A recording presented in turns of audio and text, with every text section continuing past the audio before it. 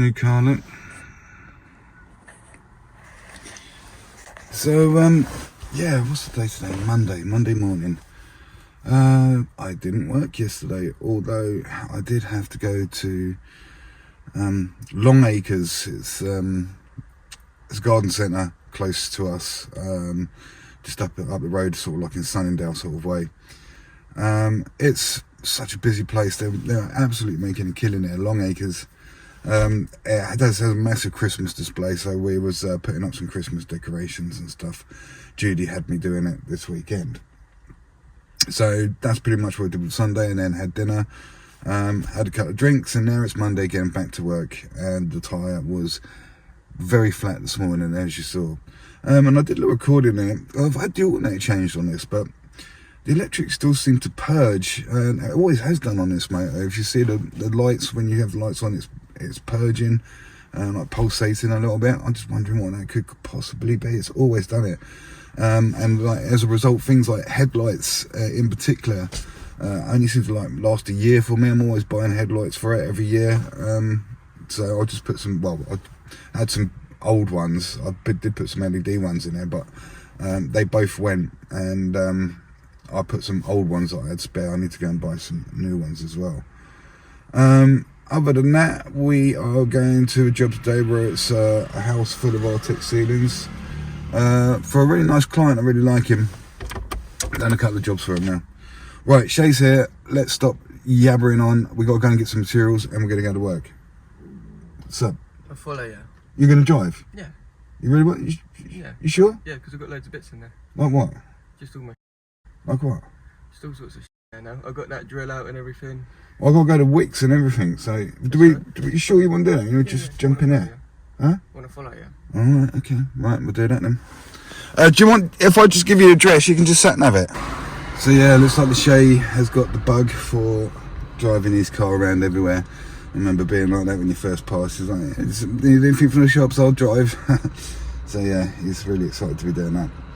So yeah, other than that, we're just about to go to Wicks. Shay's following along behind, and yeah, I just want to put.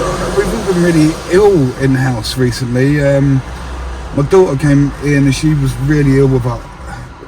We haven't got COVID-19 in our house. We've moved on from that. We've got COVID-20, it would appear.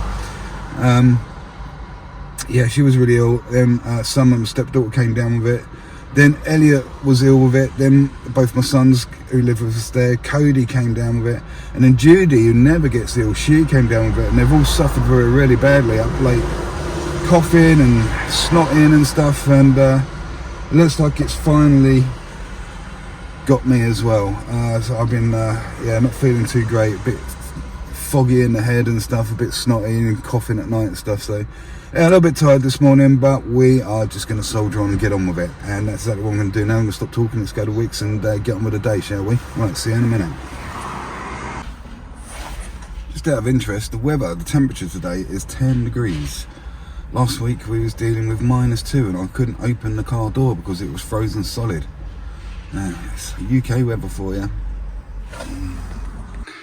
Okay, so here we are inside the property, and this is what we are here to do, and it is to plaster all these ceilings in the entire house that have been Artexed.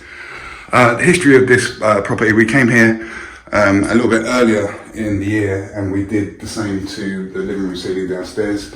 It's been rented out, and the tenants have now gone, and the place is in much need of some cosmetic refurbishment. So that's what we are going to do. So this pattern up here is called a broken leather. It's not particularly thick. What we probably will do is give it a very, very light scrape, just to take the high points off. We'll create a dry mess.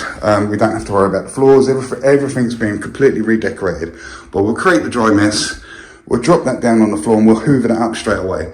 And remember, there is a possibility that there could be a very minor amount of asbestos in Artex ceilings, predating 1983.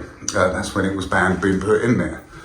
So if you are worried about asbestos in your Artex, or you think it might possibly be in there, you should really get it tested. So, looking at this, if I just flick my finger, It's had a few coats of paint. What I'm going to do is give this a scrape. All the ceilings that we're going to do today, and then we're going to, whilst that dry mess is down there, we're going to vacuum all that up, then we're going to get our dust sheets down, and then we're going to start putting some PVA over it.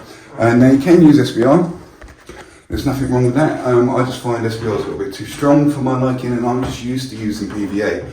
So when I put the PVA on, I'll have it to a certain consistency, and I'll keep an eye on the ceiling to see how fast that ceiling is pulling that PVA in, and I can judge how much suction is there. Because one issue with SBR is if you leave it on too long, it can kill all the suction completely. And if you're happy with that, that's fine. But for me, sometimes I like to use the suction to speed up the process of the plaster setting.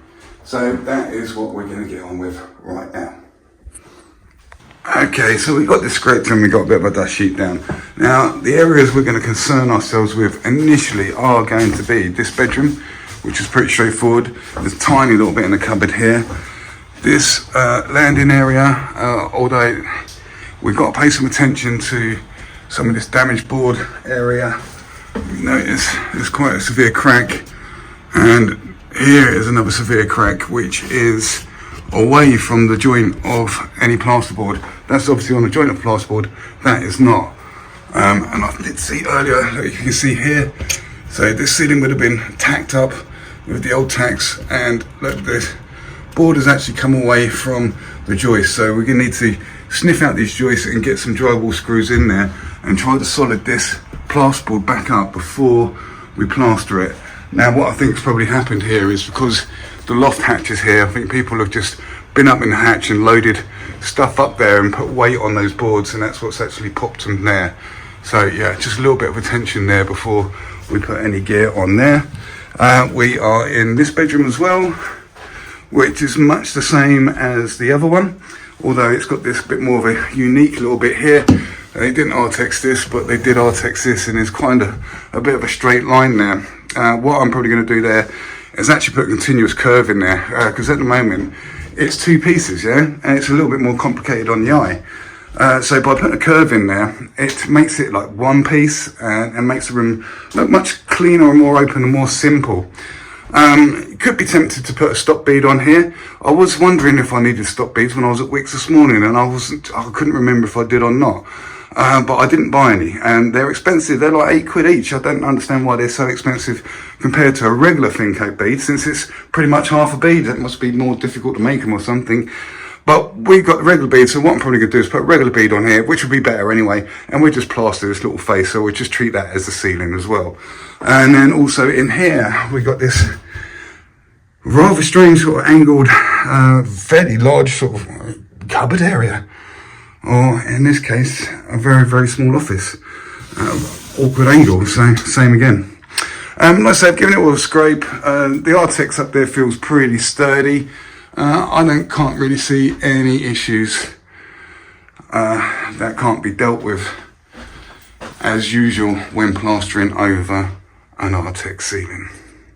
And something else that works out really well for you if you take the time to do it is with the ceiling raises, and you take the screws out of the actual base plates here, and there's hardly any movement on this. It's wires are so tight in there, but it's just so you can get behind that, because trying to plaster around this can be quite tricky. But one issue is when you do this, the screws come out, and then you might put them on the windowsill or something and they get lost. So what I tend to do, just put them in there and they stay there.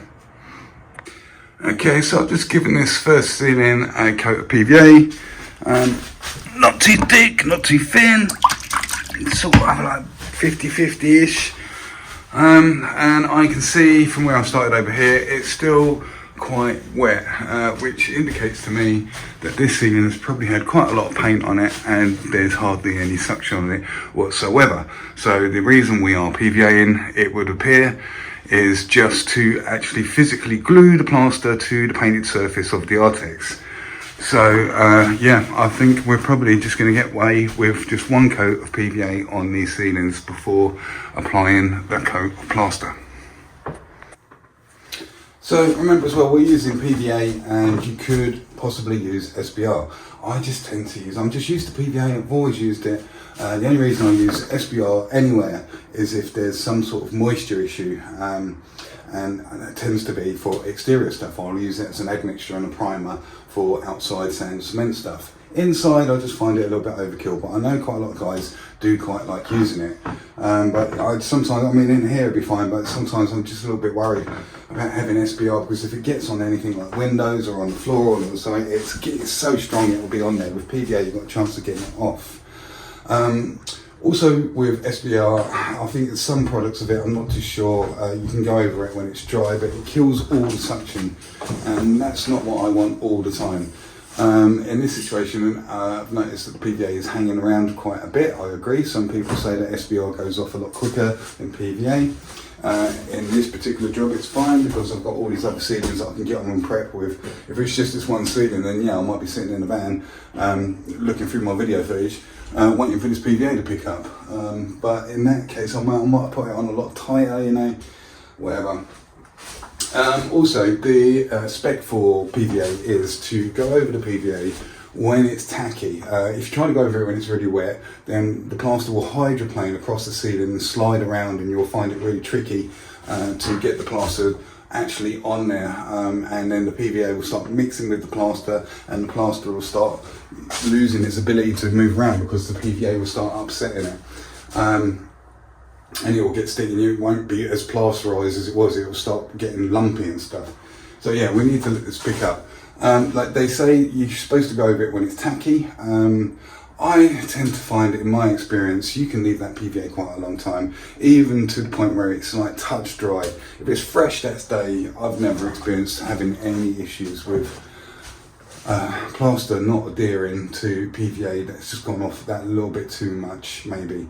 They say tacky, but I mean, take my word for it if you like. You can let it go quite dry, and it will liven up when you put the moisture from the fresh plaster on there. Okay, so there you go. Okay, returning back out to this landing area, you see where we took time to scrim up these problems. There was a line of popping nail heads all the way along this joist, so we put drywalls in next to the popped heads and in the joist here, and scraped up this nasty crack. And then here, where that horrible crack was, where it's like the middle of the board had sagged, we peppered that with a load of screws as well, as you can see, and I've taken time to scrim over them. So what we did, we put in screws. I nipped them up quite tight, and then I'd come back and tighten another one up, and that would make this, that would pull the board up a little bit more and make this one stick out. Then tighten this one up, then come back to this one, and just like tighten them all up in turn, trying to pull this board back up and have it nice and tight back to the joist. So as you can see there, we have put a bead, a normal bead on there, and although this didn't really need plastering, we are going to plaster it. It will look better in the long run. Say it was the edge of the Artex there, so even if we did run a stop bead up there, it was quite undulated, so the stop bead would have rolled with it. So by putting this straight bead up there, it's going to make it look a lot better and a lot straighter. And as I mentioned earlier, this nasty straight corner here, which isn't kind of, we're going to roll that so it's a nice consistent curve all the way around there. I think it'll just look a lot nicer. We fixed the bead with staples, 10mm staples, like so. Okay, so Shay's PVA in there. PVA has been applied out here, and this is where we first started. And I'll just come back to check it out, and it's going over. It's becoming tacky, and it looks like it's at its ideal tackiness, as the specification would say, to plaster over, so we can actually start getting some gear on. I gotta admit, as the day goes on, my throat's getting a little bit croakier and croakier. I got some sexy overtones going on. It might sound quite sexy, but it's certainly not feeling them. It might be a day for singing along to some Barry White or something. Okay, so a lot of people asking things about sponge floats. Here's the different ones you can get. Now, I didn't buy this, this just ended up in our possession. But this is the coarse sponge float, yeah, so you can see that. And what happens with these ones is the plaster gets built up in there, okay, and when you start trying to sponge up your ceiling now, these little lumps start coming out and sticking into your ceiling, okay? They're a pain, and this is why you need to wash these ones out all the time. But these are the ones that I use from Wicks.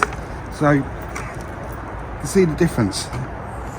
There's a lot less sponge on it, so it's a lot firmer, and the sponge is much denser. Now, see, I don't wash these out. So what happens is, over time, you get the skin there, the lumps don't come out, and it does behave much more like, it's still got the sponginess there, but it does behave much more like a regular float. Now, let's have a look at these two here. How to clean them. Now look, they've just been really lazily just chucked in there, okay?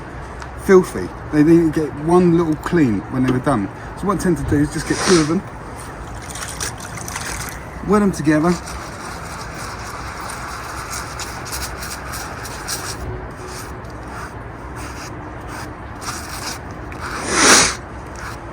and then we come back to this sealed up surface again. So that's ready to rock and roll. The only problem is, obviously, they're not that good in the sense they don't last very long because the corners start rounding off over a certain period of time. A nice square edged one is really, really good to have, and that's why you just go through so many of them. But, you know, I go with the flow of them. It's a lot easier, hardly any maintenance to them. Where's my brushes? Let's brush this one off. So that was filthy a minute ago. You bring it up. Again, so there's still some more stuck on there. Obviously, just keep rubbing it. We have another sponge float. Wash off. 2 minutes. And we're back up to a usable condition. So whilst we're here, this is the work we carried out previously in the year. Mate's got us in. There was quite some extensive water damage to this area. We had to chop out a load of plasterboard and repair that. There was all kitchen units in here at the time. Like I say, the whole place is being refurbished. There's a bit of staining from the old, there's a bit of old board up there still, and that's where the staining from the old water damage come through. Probably need to get some blocker on there. We put a curve on that for him. And this is the living room that we did.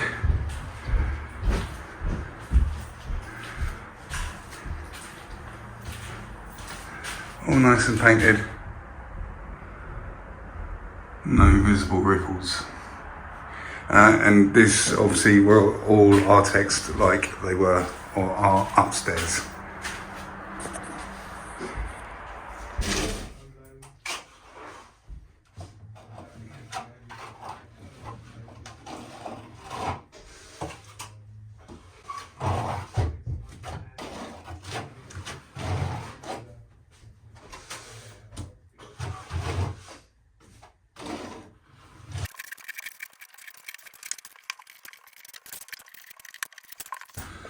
Okay, so as you can see on this straight edge here, we've taken the time to come at it in this direction. Don't be tempted to get some sort of rounded tool and drag it all the way across because it's going to snake up and down. You want to try and keep it nice and regulated. Now, the reason we need to put this on now is because if you go too heavy, what's going to happen, you're going to get a little sag mark at the deepest area. And if you can turn it sideways, so if you've got your curve coming in like this, where it's heavy, you're going to get this going on, okay? And it's going to be the reverse of a curve. So we don't want that to happen. That's why we've put this on first, let this pick up a little bit, and take the weight out of that very, very apex of the corner there. And then it can hold itself together. So when you do put your next coat over, it's going to hold itself together and it's not going to sag in the middle, and we can get a nice regulated coat over the whole width from this internal out to this external bead here.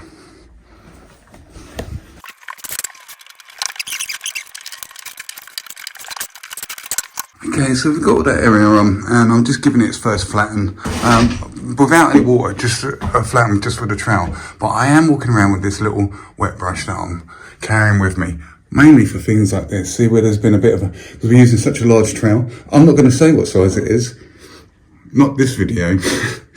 So, you can see, because of the size of the trowel, there's a little bit of residue in places because these walls are a little bit undulated. But as you go along, look, I try and film and do this at the same time. It's a good idea, just with your wet brush, just come and sort those out right now and then. Otherwise, if you let them go off and pick up, sometimes they can drag across your ceiling when you're troweling up. Another little tip, when you come up to the edge with your trowel when you're flattening in, it's a good idea to give it this little wedge, because what happens is, when you give it that wiggle, it's pushing the plaster right to the very edge of the trowel and getting it right into the internal corner in here. And that should give us a really, really nice, see what we've got going on there. Get the trowel in, give it a wiggle, and that's what straightens your internals right up. Okay, so we've given it a flatten and there's no major trowel marks in it. So I'm quite happy that this trowel, that shall not be mentioned, has done its job in straightening up this ceiling and the general swirl of what's going on with the ceiling, and also taking out quite a lot of the chop from the textured surface. So yeah, we can let this pick up a little bit because the pattern is kind of bleeding through. Even though we knocked up the gear a little bit stiffer, it's on quite thick, so you can be troweling that as much as you like. That's not going to stop happening until this first coat picks up a little bit. But what I did take the time to do, as you saw earlier, was go around the edges with this wet brush. Now, did I mention this wet brush is 4 inches wide and it also tapers out at the end? It's getting a little bit old now, could probably do with a new one. And you can get them from Wigs. Yeah, 4 inches, tapered. Does a great job with the internals. See, I've managed to drop a little bit down the wall there. So what I'm going to do is I'm going to take this 4-inch wet brush that's tapered at the ends. I'm just give that a quick little wipe. Here we go. Then I'm going to put this 4-inch tapered wet brush back in there. Okay, so all the while we are flattening this in, I'm keeping my eye out for things like this. So this is the Artex. There was a tape there and it looks like it'd been repaired at some point. It certainly hung a lot lower than the rest of the ceiling there. So what I've had to do is pull this line out with the trowel that shan't be mentioned and build this up a little bit so that this line is looking quite a bit straighter, because it was coming up and then pimpling down and then coming back up. So I've kind of eased that round. Now you may notice, especially here as well, there was a bit of a belly in it. So a lot of this is the Artex underneath grinning through, but I'm quite happy that we've got the plaster at least level with that. So we're still going to let this pick up. So when we put our second coat on, we're going to cover those over. So it's at least flush with that. If there's any little pimples or anything that are a little bit more proud than you want them to be, then there's nothing stopping you, like here, just chipping that off as you discover them. And the other thing I'm watching out for, probably won't reveal itself too much at the moment, is any of those popping nail heads that could potentially have been missed when we first went over it. But as the ceiling picks up and you start putting the pressure on the ceiling, you'll start to see where they might possibly be, because they will start popping basically. And then all you have to do then is have your impact driver or your screw gun, whatever, with some drywalls. And when you do notice one, immediately get up there, put a little drywall screw right next to it and pull that board back up to stop that nail head from popping any further. Okay, so it's been laid down, it's been given flattening. Yeah, it's going all right. What did we do? We knocked up a little bit too much for the first coat. That's why I ended up putting all of this on as we did. There was a lot of depth in that, so I used it up. Yeah, so there was quite a bit left over and I wasn't sure what to do with it. I don't like chucking plaster away if I can help it. So what we did is we let this first coat pick up, and then we used that leftover plaster and we knocked it back and knocked up enough just to get this laid down, because there was such an amount of it. It wasn't that much, but more than usual, more than just washing the bucket out. It sent the second gauge, the laying down coat, off a lot faster. If we hadn't knocked up quite so much and we had a clean bucket, then maybe I would have knocked up and put on another couple of ceilings, because I would have had time to do it. Sometimes you get more done if you slow the gauge down and get more on than you would do if you sped the gauge up. So what we did do, because we had that gear left over, and it's our first day in there, we've got loads of prep we can be getting on with. We just knocked that back and we sped this small gauge up, so we're not sitting around waiting for it. We're picking up and keeping up with it and speeding it up, so we're not sitting around doing nothing. So yeah, I guess it's a bit like that with plastering. Sometimes you've got to have a general, plan of what you're going to do, but you can change at any moment. So we'll sit with this. I'm not sure whether we will get any more plaster on today. I've got the ceiling on, as you can see. Not feeling too great with COVID-20. Shay's in here doing this ceiling. We've already scraped and prepped this one. I'll tell you what, I still need to prep this up. Maybe move some of these bits and pieces out of there. So we might just stick with this. It's Monday. And we'll just get a load of the dog work out of the way, I think, for today. And then push on with the plastering tomorrow, because we'll be able to come straight in. Everything's been prepped up, and we can start sort of like knocking up straight from the offset. This morning we have to go and get materials, blah, blah, blah, blah, blah. Get here, dash it up, talk to the customer, all that stuff. Takes time. So yeah, I think we're going to sit with this and just prep stuff up. Another alternative thing you can do here. So I've kept this corner live, this internal, and I don't mind doing that. If you want to save yourself a bit of time, or maybe make things a little bit easier for yourself in some situations, maybe that little strip could have been left until the ceiling's been completely done, and then you come back so you've got one hard surface. So at the moment, this ceiling and this little panel here is exactly the same. If the ceiling had gone off, then you've got a hard surface, and it makes your internal sometimes easier. So yeah,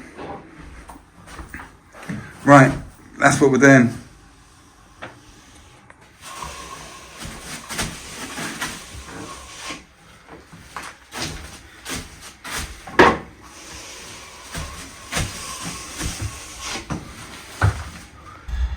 And anybody tell me what TV show that comes from?